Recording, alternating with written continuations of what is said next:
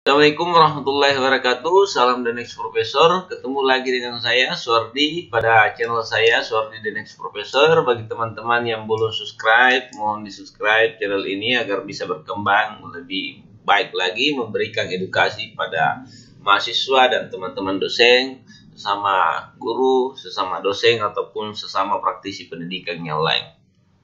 Pada video kali ini saya akan membahas terkait dengan bagaimana membuat suatu judul penelitian.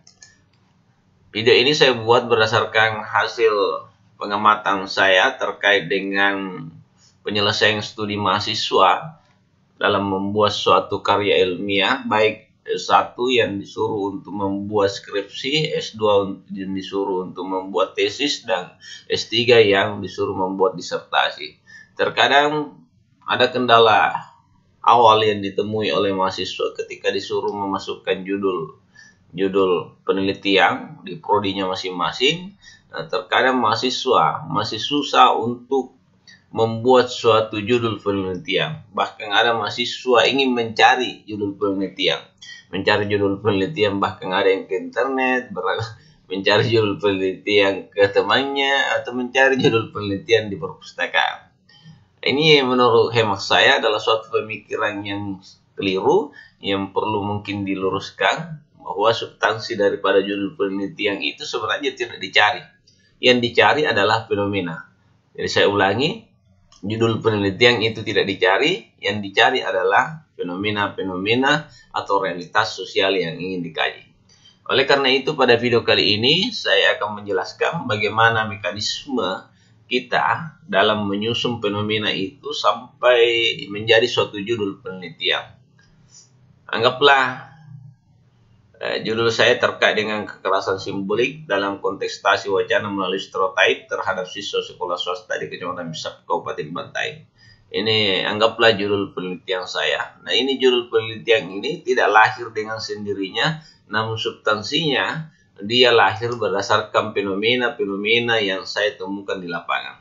Oleh karena itu, bagi mahasiswa S1, mahasiswa S2, maupun mahasiswa S3, untuk memudahkan Anda dalam menyusun suatu judul penelitian, baiknya yang dicari adalah, yang pertama adalah fenomena-fenomena. Jadi kita yang kolom ini, kalau baiknya adalah buat kolom seperti ini adalah kolom fenomena-fenomena. Jadi kita ke lapangan, mengamati secara seksama, melakukan wawancara awal, mungkin mengumpulkan dokumentasi awal terkait realitas atau fenomena yang mau kita kaji. Fenomena kemudian kita tulis seperti ini. Anggaplah ini seperti saya punya fenomena yang lumayan banyak.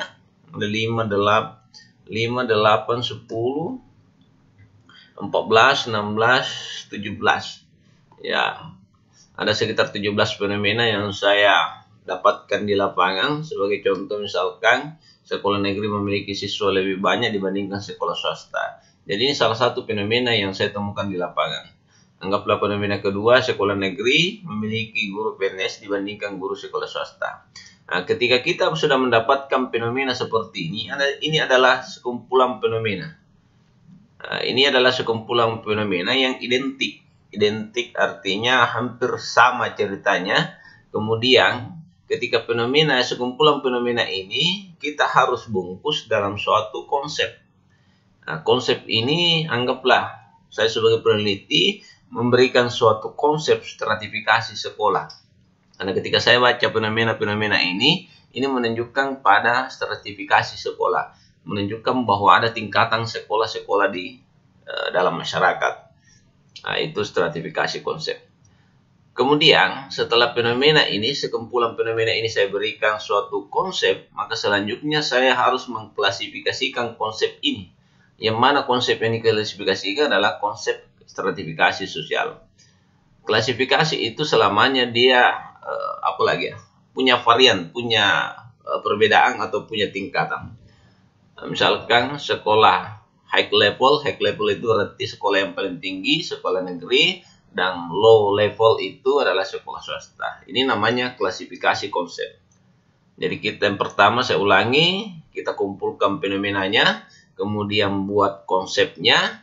Konsep ini yang kemudian dibentuk menjadi klasifikasi konsep. Nah, fenomena itu tidak mesti bahwa hanya satu konsep yang dilahirkan.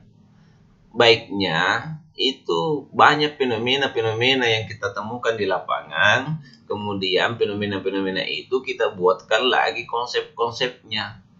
Karena untuk meneliti, anggaplah jenjang S1 misalkan, itu kan baiknya minimal satu variabel, dua variabel.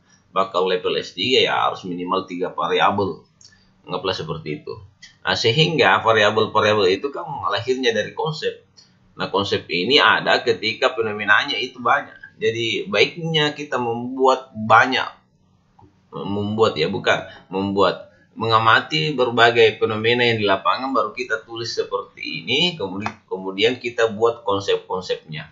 Seperti penelitian yang saya lakukan, ini banyak sekali konsepnya, lumayan banyak, ada sekitar 6 konsep lah. Ada konsep stratifikasi sekolah, ada konsep frame stereotype, ada konsep dominasi, ada konsep kekerasan simbolik, ada kontestasi wacana, ada konsep pemberdayaan. Nah, ini tentunya konsep-konsep ini lahir berdasarkan fenomena ini. Nah, mudah-mudahan sampai situ bisa dimengerti. Nah, selanjutnya, setiap konsep ini kita klasifikasikan seperti konsep prime stereotype, itu juga diklasifikasikan seperti ini. Ada prime stereotype positif, ada prime stereotype negatif. Ya, seperti itu. Selanjutnya, ketika fenomena sudah kita tulis semua, kita sudah buat konsepnya, kemudian konsepnya ini kita sudah klasifikasikan dalam bentuk klasifikasi konsep, selanjutnya adalah kita buat variabelnya. Variabelnya itu yang kita teliti, kalau substansi pengertian dasar dari variabel itu kan fokus yang mau diteliti.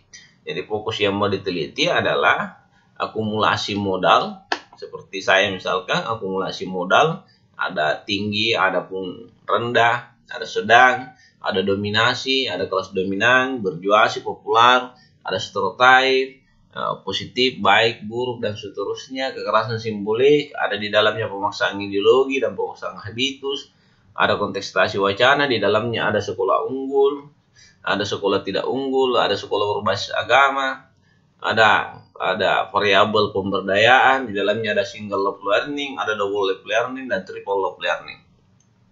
Ketika variabelnya sudah ada, maka selanjutnya kita buat proposisi, yaitu untuk menemukan bagaimana hubungan antara konsep-konsep.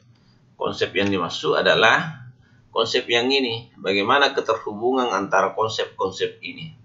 Kita kembali ke sini. Jadi proposisi adalah menceritakan bagaimana hubungan antar konsep-konsep yang akan kita teliti.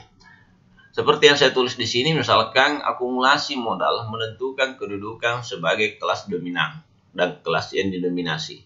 Jadi ada keterhubungan antara konsep akumulasi modal dengan dominasi. Selanjutnya misalkan dominasi sebagai dasar pemberian stereotype labeling. Berarti ada keterhubungan antara dominasi dengan stereotype. Ada juga keterhubungan antara stereotype dengan pemaksaan ideologi dan habitus. Ada juga keterhubungan stereotype dengan sarana kontestasi wacana. Ada juga keterhubungan antara stereotype dengan pemberdayaan. Ada juga keterhubungan antara kekerasan simbolik dengan kontestasi wacana. Ada juga keterhubungan antara kontestasi wacana yang menentukan dominasi. Ada juga pemberdayaan sebagai sarana akumulasi modal. Jadi ada hubungannya antara konsep pemberdayaan dengan akumulasi modal. Ini yang dinamakan dengan proposisi. Nah, setelah itu barulah kita menyimpulkan.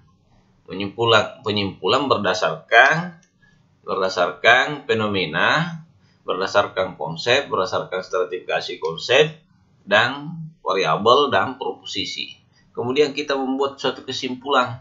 Kesimpulan ini sebenarnya bisa 1, bisa juga 2, bisa juga 3. Kebetulan dalam contoh ini saya memberikan kesimpulannya 3 karena setelah saya memahami dan melakukan analisis terkait konsep yang saya gunakan, variabel yang saya gunakan, dan proposisi yang saya sudah temukan, maka saya memberikan kesimpulannya 3. Jadi ada kekerasan simbolik terjadi karena adanya akumulasi modal, dominasi, stereotype, pemaksaan ideologi, dan habitus. Ada juga yang di bawahnya ini juga seperti itu. Bisa artinya bisa 1, bisa juga 3. Namun jika misalkan memungkinkan, baiknya membuat 3. Kenapa? Karena penyimpulan di kolom ini yang akan jadikan dasar untuk membuat suatu rumusan masalah. Namun sebelum menjadi rumusan masalah, tentunya penyimpulan ini dulu akan kita buat menjadi suatu judul penelitian. Jadi akumulasi dari penyimpulan inilah yang melahirkan judul. Makanya lahirlah judul seperti kekerasan simbolik dalam kontestasi wacana melalui stereotip terhadap siswa sekolah swasta di Kecamatan Bisampu, Kabupaten Bantaeng.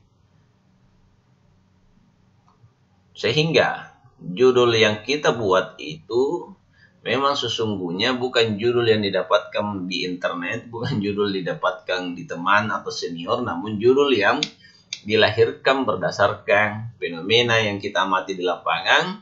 Fenomena ini kemudian kita bungkus dalam suatu konsep. Konsep ini yang kemudian kita klasifikasikan. Dari klasifikasi konsep melahirkan suatu variabel. Nah, variabel ini yang kemudian juga menjadi dasar dengan konsep untuk melahirkan suatu proposisi. Dari akumulasi semuanya itu, maka melahirkan suatu penyimpulan dan teori yang mau kita gunakan dalam penelitian. Dari kesimpulan inilah yang melahirkan suatu judul penelitian. Seperti itulah bagaimana mekanisme kita membuat suatu judul penelitian, sehingga mudah-mudahan bisa bermanfaat untuk mahasiswa dan bukan lagi mencari judul penelitian, namun kita kembali kepada hakikat daripada judul penelitian itu bukan untuk dicari, tetapi disusun karena yang dicari adalah fenomena, bukan judul penelitian. Terima kasih atas kesempatan sudah menyimak video saya pada hari ini. Insyaallah kita ketemu pada video-video selanjutnya. Semoga bermanfaat. Salam The Next Professor. Assalamualaikum warahmatullahi wabarakatuh.